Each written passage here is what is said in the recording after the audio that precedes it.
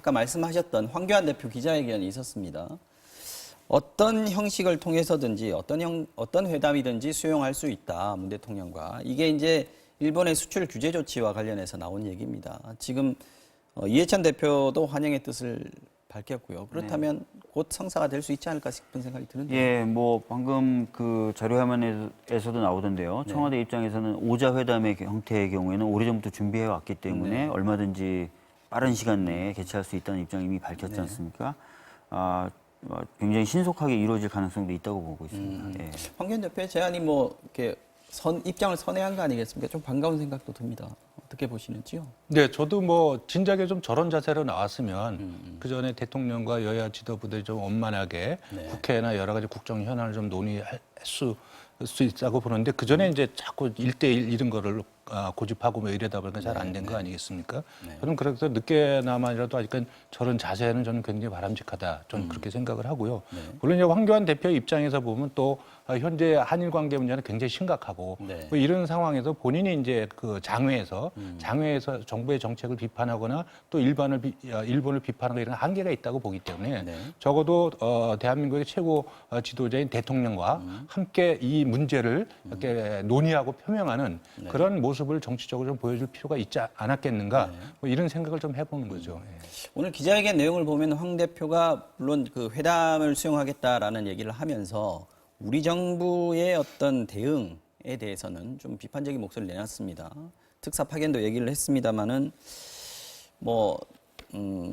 일본도 물론 강력하게 비판했습니다만은 대일 특사 파견, 국회 대표단 파견, 협력 대응 시스템 구축 뭐 이런 얘기들 쭉 했는데 황교안 대표가 이제 이 국면에서 좀 제1야당으로서의 어떤 위상 이런 것들을 좀 내세우고 싶어 하는 거 아닌가 싶은 생각도 들어요. 뭐 말씀하시는 안 중에 저희들이 받아들여야 할 만한 내용들 이런 것들은 당연히 받아들이면 되는 거고요. 뭐 지금 다방면에서 다 노력을 해야 되겠죠. 그래서 여러 가지 역할을 하면 되는데 네. 그보다 더 안타까운 것은 이 모든 상황이 마치 우리 정부의 잘못 때문인 것처럼 말씀하시거나 또는 뭐 개인 SNS에 글을 쓰시거나 이런 것들은 일본에도 잘못된 시그널을 줄 수가 있습니다. 그 일본 입장에서도 그 일본의 여러 언론들이나 시민들도 그렇게 오해할 수 있는 거죠. 그래 대한민국의 야당도 대한민국 정부가 잘못했다 하더라. 이렇게 될 수가 있는 거거든요. 그래서 그런 부분을 오늘 뭐 저도 그렇고 최고위원회 회의에서 많은 분들이 좀 이야기를 했습니다. 그렇게 접근하는 것은 좀 합리적이지 못한 것 같다라는 비판을 했고요. 특히 황교안 대표의 경우에는 과거 법무부 장관 시절에 이 그 강제징용 판결이 재상고될 당시에 대법원 전원합의체 회부되도록 논의했다는 의혹도 받고 있고 또 그 국민의 동의 없이 위안부 관련돼서 합의할 당시엔 또 국무총리였어서 그 부분에 대한 책임도 벗기가 어렵다라는 비난과 비판하는 지점이 있거든요. 그 부분에 대해서는 전혀 언급 없이 계속해서 이제 정부에 탓만하는 부분에 있어서는 진정성조차도 좀 의심받을 수 있는 부분이 있는 거죠.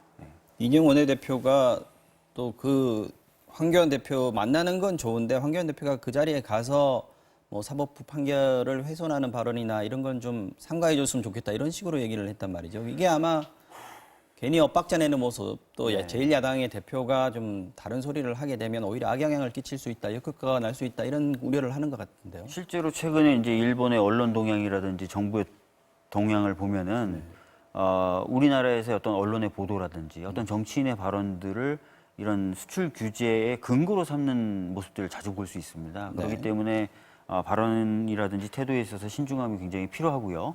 무엇보다도 아까 말씀드렸던 그런 사법농단과 관련돼 있었던 의혹은 자유민주주의라는 입장에서 보면 굉장히 심각한 거거든요. 그런데도 또 만약에 어떤 그런 공적인 자리에서 그와 비슷한 취지의 말을 한다면은 이것은 굉장히 큰 문제가 될 수도 있는 거죠. 뭐 우려하는 건 좋은데 만나기도 전에 너무 야당 대표를 좀 몰아붙이는 거 아니냐 이런 얘기도 할 수 있을 것 같아요. 야당 입장에서는. 대화 전에 어떤 뭐 전제를 가지고 저는 이야기하는 거는 저는 맞지 않다고 보고요. 물론 금방 박 의원님 말씀하시는 것 저는 일리가 있다고 생각을 합니다. 일리가 있다고 생각을 하고 또 여기서는 정말 진보나 보수 또 당락을 떠나서 정말 신중하고 강력한 대한민국의 의지를 보여주는 것이 굉장히 좋다. 그렇죠. 그렇기 때문에 이 정부의 대책이 다소 조금 미흡하고 못마땅한 부분, 또 정부 입장에서 밝힐 수 없는 부분도 있을 거라고 생각이 듭니다.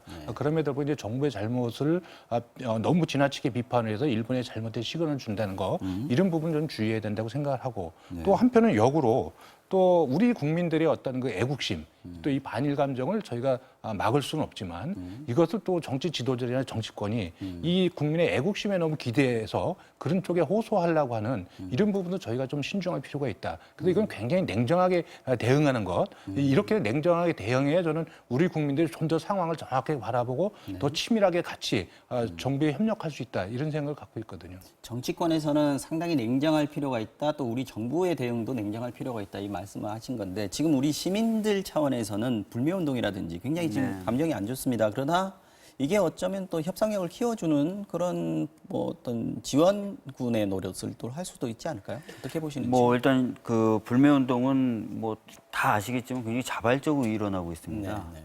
그렇기 때문에 거기에 대해서 뭐 정부가 이렇다 저렇다 얘기하는 것 자체가 굉장히 조심스러워야 될 부분이 있고요. 네. 불매운동 자체가 이제 협상의 동력이 될 수도 있죠. 과거에 그런 경험이 있습니다. 아시겠지만 미국산 쇠고기가 수입될 무렵에 광우병 위험이 있다고 해서 많은 분들이 촛불을 들었습니다. 그 결과 우리 정부가 재협상을 하면서 유리한 협상 결과를 가져올 수 있었죠. 네. 그런 전례를 봤을 때 이 불매운동이 전혀 무익하다.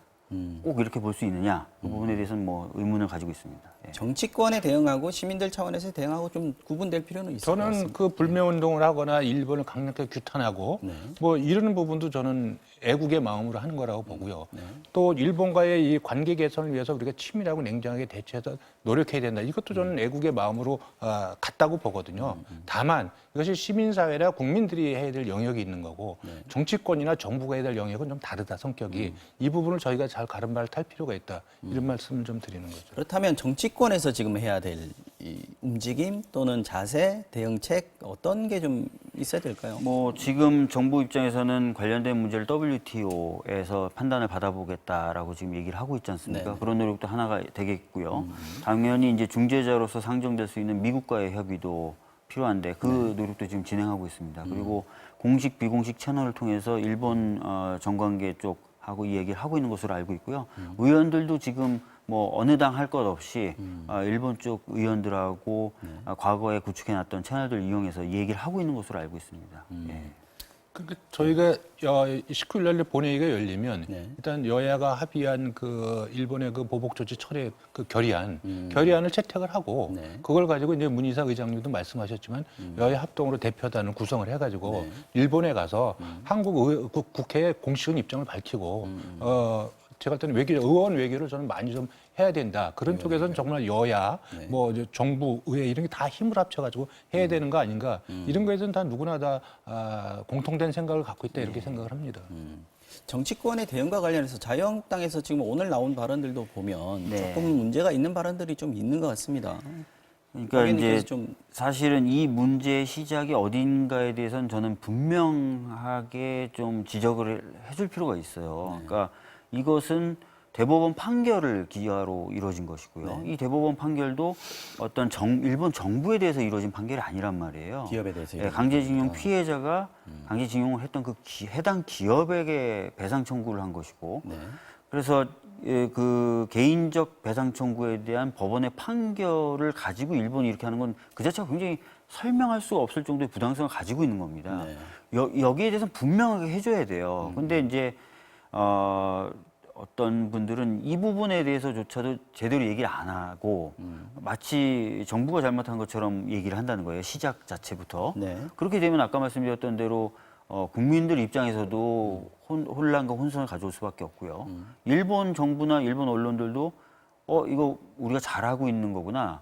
대한민국 정부가 정말 잘못했다는 거구나. 이렇게 오해를 할 수 있기 때문에 이 시발점이라고 할 수 있는 그 부분에 대해서는 좀 명확하게 좀 할 필요가 있다는 생각이 말이 나왔으니까 오늘 그 정미경 최고위원이 자유한국당에 댓글을 소개하면서 이순신 장군보다 문 대통령이 더 낫다라고 얘기하면서 세월호 언급을 좀 했습니다. 이 부분에 대해서 들으셨을 텐데요. 예, 뭐 여기 보시는지. 오기 전에 이제 들었는데 사실 그게 비유를 할 수 있는 문제인지 저는 잘 모르겠어요. 근데 그런데도 불구하고 그런 비유를 쓰셨다는 것 자체에서 굉장히 가슴이 아프고 답답한데 일부 정치인들 머릿속에는 과연 세월호가 어떤 식으로 인식이 되어 있는지 저로서는 참 이해하기가 어려워요. 무슨 말에 대해서 얘기를 하는 건 잘 모르시는 분들도 있을 것 같아서 소개를 잠깐 해드리면 저도 뭐 자세히 기억은 안 납니다만 이렇게 얘기했습니다. 그 댓글이었습니다. 댓글을 소개하면서 얘기했는데 이순신 장군보다 문 대통령이 더 나은 이유가 이순신 장군은 12척의 배로 일본군을 괴멸을 시켰지만 문 대통령은 세월호 한 척으로 승리를 이끌었다. 뭐 이런 식의 말을 해가지고 좀 굉장히 부적절하다 이런 비판들이 지금 나오고 있는 상황인데 이 의원님께서 이 일본과의 대응의 문제에 대해서 정치권에서 나오는 발언들 중에서 좀 부적절한 것들이 좀 있지 않겠습니까? 어쨌든 저는 뭐 오늘 그런 발언에 대해서 지금 또 박 의원님 말씀하신 세월호가 과연 정말 그때 우리나라가 정말 많은 거를 우리나라가 이렇게 급속하게 어떤 고도 성장을 해오는 과정에서 정말 국가와 사회의 역할이 무엇이 있는가 도 생각을 해봐야 되는 아주 소중한 계기였는데 이런 부분은 이렇게 어떤 정치적인 목적을 위해서 세월호 문제를 이용하는 것. 특히 지금 한일 관계 문제가 굉장히 엄중한데 여기에 세월호가 들어올 일이 전혀 없지 않습니까? 그래서 저는 굉장히 부적절하다고 생각이 들고요. 특히 이제 여기 부분에서 이제 정치인들이 여야를 막론하고 이게 조금 자꾸 우리가 이제 팬덤 정치를 많이 한다고 그러는데 자꾸 아주 극렬한 지지자들 처음에 이제 그 지지자들이 많아서 좋을지 모르겠지만 나중에는 지지자들이 요구하는 정치를 따라갈 수밖에 없는 거기에 스스로 구속되는 이런 경향성들이 좀 보이거든요. 저는 그런 정치 형태가 굉장히 위험하다고 보여지고요. 특히 지금 이제 일본과의 우리가 아주 엄중한 이런 상황에서 굉장히 신중하고 냉정을 찾아야 되는 부분에서 그런 부분을 한다는 거는 전 정치인으로서는 굉장히 신중하지 못한 자세다. 그래서 저는 굉장히 자제해야 된다고 보고요.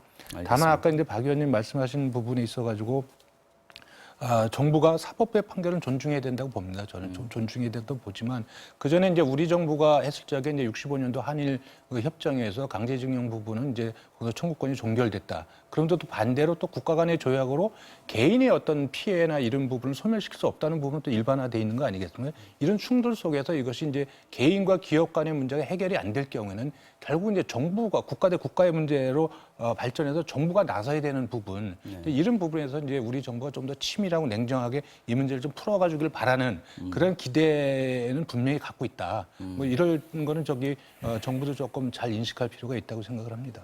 네, 알겠습니다. 오늘 정치와 호정영은 여기서 마무리하겠습니다. 박주민 더불어민주당 의원, 이태규 바른미래당 의원 두 분과 함께 얘기 나눠봤습니다. 오늘 고맙습니다.